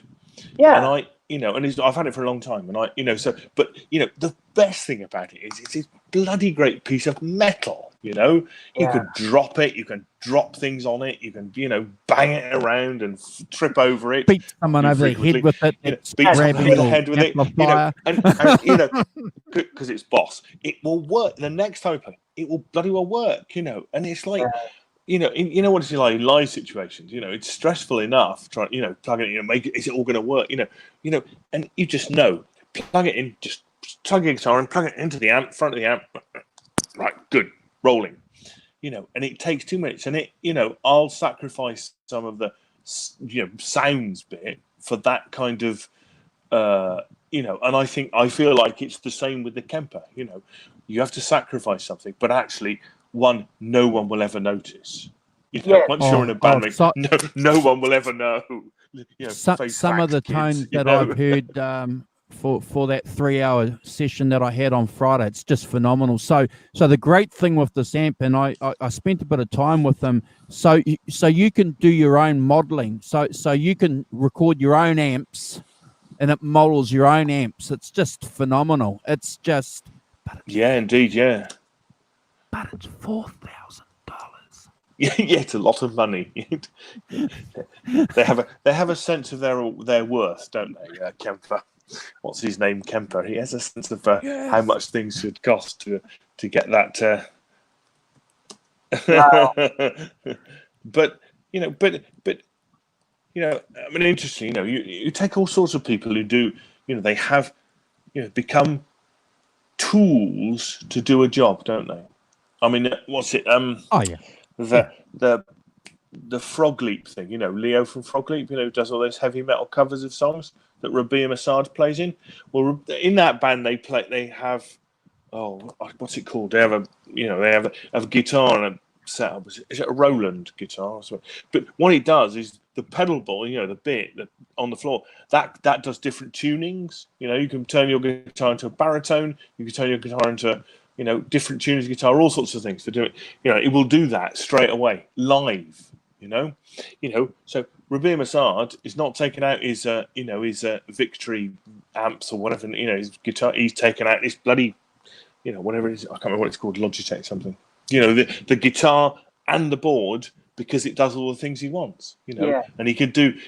Press the button and he's retuned to a different tuning. So that he can do something else, or in the mid song, you do something in a different tuning or something, like that.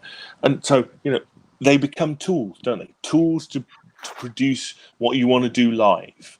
Yeah. And depends which on is fine to me. Yeah. I'm all for it. That's really cool to me, and, things like Kempers and Helixes and whatever else we've got, other ones, the technology, the sound things progress each time. Variax, thank you, Hack. That's what I'm talking about. Yeah. It's got a proper bloke talking about it. But that they are tools to do a job in a particular scenario. And I'm all for that. In a studio recording. You bring your 1959, Fender Twin out and kind of, completely, I'll go for that. But depending on what you're doing in a band, if you're doing a band that does a lot of different things, you need to do a lot of things. Then, fortunately, now we have the technology to better do it, and it sounds fine. Nobody's at the front going, "Well, that sounds terrible, doesn't it?"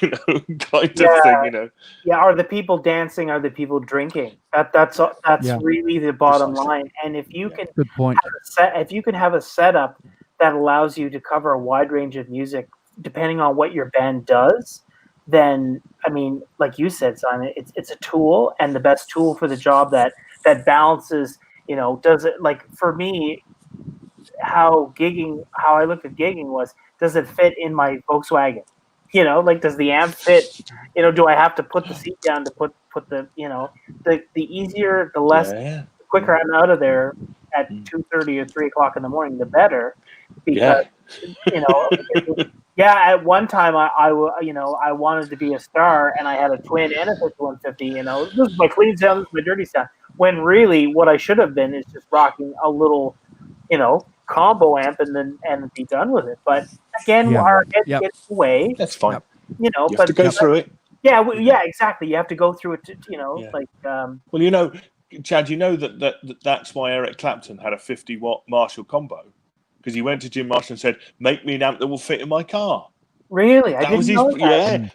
yeah. That classic, the on the Beano album, the Blues Breaker sound, put that 50-watt Marshall he had. That was him going to Jim Marshall and going, "Can you make me an amp that will fit in my car?"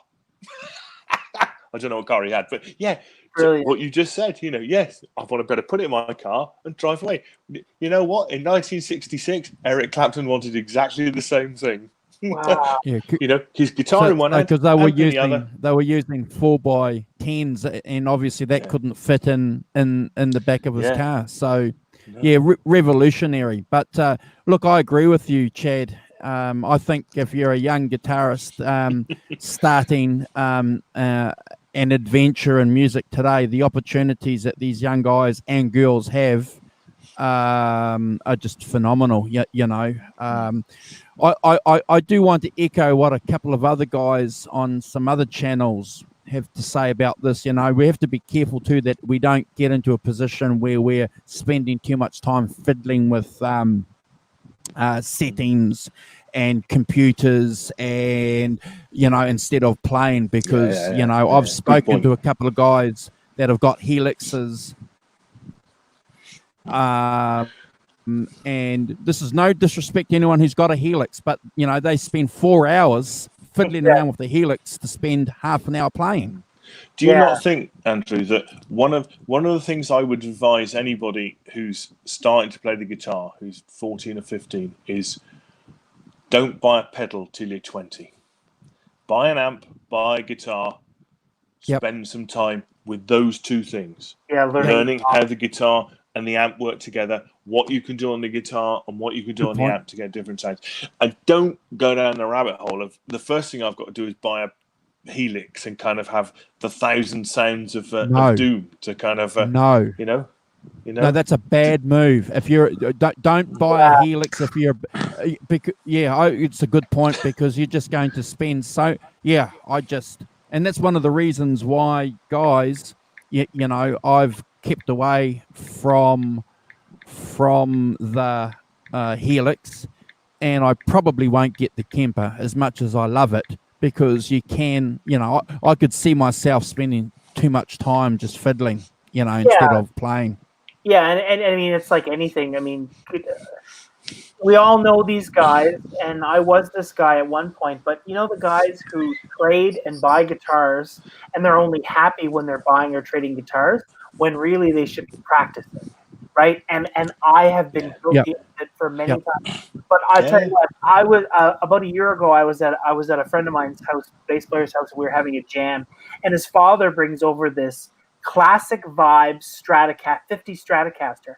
I end up playing the thing all night and thinking to myself, if I was a young kid, or who I am now, I had a guitar, I you know what? I loved it. I played it all night. I said, this is a fantastic sounding guitar. And I think the price point was like $500. How accessible is it to everybody who would want to say, geez, I'd like a Buddy Holly looking type Strat, because it opened, the tones were there. The neck was phenomenal. The pickups were great. And it was $500. Like, unbelievable. I mean, these days you're learning now, as you say. I mean, that classic vibe, those classic vibe guitars are great. I mean, on Anderton's Soundlight, they use them all the time. Anything Fender for 350 quid. I go, well, we'll have a Fender Classic Vibe, because they sound great, they play great, they're built fine. As you say, it's perfectly good to do anything you want. If you can't get a good sound out of it, that's your fault, not it. 100%. 9.5 radius, super comfortable next. The fretwork is great. Beautiful. I couldn't believe what I was playing, and I played it the whole night. and it's the bass player's father's guitar. And he said it's pretty great, isn't it? I said, man, it's amazing. It was better than some American standard Strats that I've owned over the years. Like it literally. Yeah. Well, I've said that on this show a few times, Chad. I've got this guitar there where my thumb is. Okay. That's a 60s classic vibe Stratocaster. I changed the pick guard last year. I haven't done anything else to it. Oh, I changed the tremolo block, so it's got a proper block. The custom vibes have the thin block. Right. Fantastic guitar. And I've even said it on Hack's show that guitar plays better and sounds better than some made in Mexico Fender Stratocasters. And I'm a Fender Strat nut. This custom vibe, this is my Open G Telecaster. That's a custom vibe 50s that classic vibe that I've put a humbucker in. Fantastic guitars, fantastic. Yeah. To me, what's interesting about those is if you buy a guitar for 350 quid, you can then do what you want with it, can't you? If you wanted to put, as you say, if you want to put a humbucker in the neck, you just put a humbucker in the neck. You can, and you can upgrade things, and if you want to, and stuff like that. If you don't want to, then they're fine as they are. But you can have a bit of fun with them, turn them into, and that I think that's one of the joys about a guitar like that. Is that you can keep it as it is, and it'll be fine. It'll do everything you want. If you want to kind of upgrade it a bit, put something. You can do that, and that's fine too, and that's fun. That's a bit of fun. And gig them and not worry about them. I had a $4,500 DGT with birds with a 10 top, and I'm going to tell you, it was a fantastic sounding guitar. But I was gigging it. But every time somebody would jump on the stage or things would get rowdy in the bar, all I could think of was like, oh God, right? Where the other guitars that I used, I would just focus on the playing and having a good time. It's like it just, and I had to get rid of it because it was just too nice. Too difficult. Leave it at home. Yeah, it was just, it was great, but man. Yeah, I mean, I'm the same. I've got my oldest guitar. I've got a Japanese Fender Stratocaster. Oh, they're great. That I bought 32 years ago from a shop in Bristol, and that's been my main gigging guitar for 30 plus years. But it was 475 quid. You know, but it wasn't it wasn't an American thing. It was like, it's a great, fantastic guitar. I love that guitar, and everybody who plays it goes, "That's a nice guitar," Well, because I've played it for 30 years, but it's I think I might need a fret job, but anyway, I'm sort of looking at that with trepidation. But it's a great guitar, and it's 450 quid. It's not a £4,000 guitar. I'd be terrified about taking a £4,000 guitar to a any kind of bar, and then yeah. Ooh. It doesn't even make me feel good now, and I don't even own the frigging guitar anymore. It's not a good memory, right? It's just, I remember being, oh God, if somebody runs into this, it's just terrible, right? Yeah. We put the first ding in it, and for a good friend of mine owns it and says if you want it back sometime, but it's all good. No, yes. It's funny that, isn't it? It's funny that there are some guitars that are just too expensive for their own good in a way, and if you're playing them and gigging them, which I think what you should be doing with guitars, that actually I wouldn't ever buy a guitar that expensive because I can't justify just putting it in a case, and not taking it out and hitting it. You know what? The Music Man guitar that I have, I'm so glad that I got it used because there was dings in it, and if it was condition because it's a bit of a collector's item, I probably would have babied it or not taken it out, but because it's got dings in it, I gig it, and it just, I'm so glad I play it more. I'm careful, don't get me wrong, but I put the eye hooks in it, and just more rock and roll than it ever was, but the more I play it and the less I clean it, the better it sounds, The Johnny Bean school of guitar cleaning. The guitar, I have to. I won't buy a new guitar.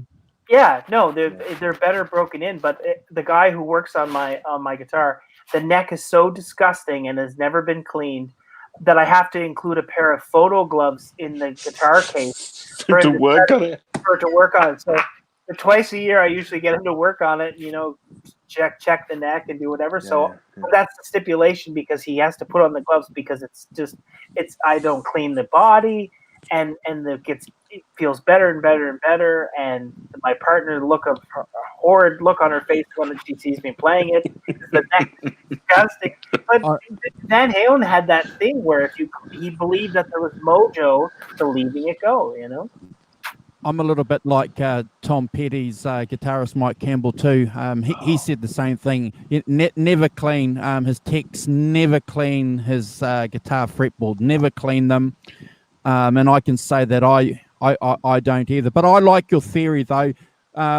My Les Paul is the last new guitar I'll buy, because I'm a little bit like you, Chad. I've bought secondhand guitars, and I don't care if I lean them up against an amp or if they're in the back of my van, But if it was a new guitar, I wouldn't do that, so I'd get a bit finicky too, So, but there's something about secondhand guitars too. They've got a bit of mojo there, Someone's played it, those dings. I just like secondhand guitars. It's just something about that. Yeah, I agree. Yeah, I agree look, too. I just bought that. I'm mindful that of the black fact 70 Strat, the black Japanese Strat that I bought the other day, 400 quid. Yeah, it's great. I love it with the maple. Can't go wrong. Fantastic. Can't go wrong I with play it. it all the time. It's really good. It's a really nice. Sounds really good. It's a really nice. 400 quid. Yeah, you can't go wrong. No money. Just going back to briefly going back to, you mentioned Mike Campbell, a man who uses low wattage Fender amps. He's a Fender Prince and a Tweeter, and lets the PA do all the heavy lifting, but has these little amps on stage, So of what's yeah, not What a monster. 20 watts to 20 watt amps, playing stadiums with a 20 watt amp. Get it? Yeah, beautiful. Because that's the sound. I've got the sound. I know what to do. I've got this whacking great speaker system that will do all the heavy lifting. The sound out in the front. That's my sound. That'll do fine. Thank you very much. Keep up. I think that's really cool. Hey, I'm just mindful of the fact that we've been on for an hour and 45, and it's getting. Chad needs to go to bed. Yeah. So, Chad, look, I've really enjoyed having a chat with you and Simon. Fantastic of you to come on. Thank you very much. About, Keith Richards and how you've chased this tone over the years. Chad's going to come back, and we're going to do a Van Halen show on the British Blue show, and we can do that because we've discovered. No, we haven't. We've known this for a long time. But Eddie Van Halen's a disciple of Eric Clapton, so that's within the subject range. So, so we look forward to doing that. Cool. And also, Chad is a fan of the Journeyman album of Eric Clapton. Yeah. So that's coming up for an anniversary too, I think. So we're going to do a show on that album and the gear, and actually, how that album fits into a lot of things that was happening in 1989. So. That'll be a huge part of it too, right? Yeah. Hey, if people in the chat like the show, if you guys have enjoyed what Chad has presented and Simon and I have chatted about, please feel free to share our channel. If anybody in the chat wants to jump on and guest with us, please leave a message. I saw that Sonia's camera is up and running, and she's promised to join Simon and I a while ago. So I'll be chasing Sonia up to get a date to go live. I mean, misbehaving already. And if you guys, I haven't done any of the banners because I've been too busy interested in the show, but if you guys do feel the need to support the channel, we do have a Patreon account set up. So it's under the British Blues Electric Show 66. But the key thing for us, I suppose, is sharing the channel if you guys like what we've got to say. And I'd appreciate that. So I'm going to give Chad and Simon an opportunity to say goodbye, and we'll catch you guys next week. Yeah, I just want to say thank you for having me on again. I cannot get over the dimension of this show in terms of discussion and how you guys bring things in. It's been something that there's a much deeper thing going on here in terms of the connections that you make between art and the music and the time period. And again, I really think this conversation is very valid in terms of how it went from Keith Richards' tone to a drummer to jazz. And my mind's blown a few times. So thank you both. I've super enjoyed it, and I hope to be on again a bunch of times. And feel free to invite me because I'm here anytime. Staying up, fantastic. Thank you so much. I really appreciate it, guys. That's been great. We'll be back. Fantastic, really interesting. So I'm going to say thanks to everyone in the chat. So Arvin, some bloke called Fender Guru, Deja Voodoo, who joined, Guitar Hack. Thanks, guys. Subway, who's got EJ's guitars. Thanks, EJ, for dropping by. Who else we've got? Arvin, Sonia. Yes, Sonia, thank you very much for dropping by. And Great Vanzini. I haven't seen Kubrick Lover this week. Hope he's all right. So thanks all for dropping into the chat and contributing. It's been really good stuff, and I've really enjoyed it as ever. Yes, and thanks, Chad. It's been really great to have you on again. Stay safe, everyone. Yeah, stay safe, guys, out there. Take care.